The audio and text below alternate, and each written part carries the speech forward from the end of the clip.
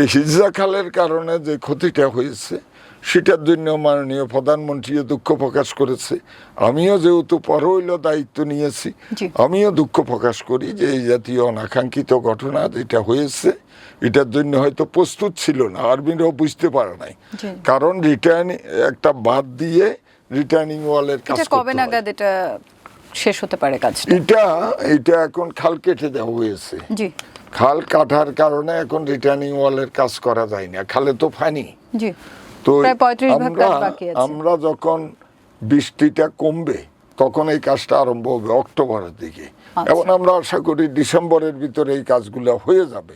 By this time এখানে অ্যালাইনমেন্টে যে ভবনগুলো আছে এগুলো আর্মি ভাঙতেছে, ভাঙ্গার প্রক্রিয়া চলে। এর বাইরে কিন্তু আরো অনেকগুলো খাল আছে, আরো 50-60টা খাল আছে যেগুলো সিটি কর্পোরেশন এই খালগুলো যদি সংস্কার করে, তারা একটা প্রকল্প হাতে নিয়েছে, তাহলে চট্টগ্রামের জলাবদ্ধতা অনেকাংশে কমে যাবে।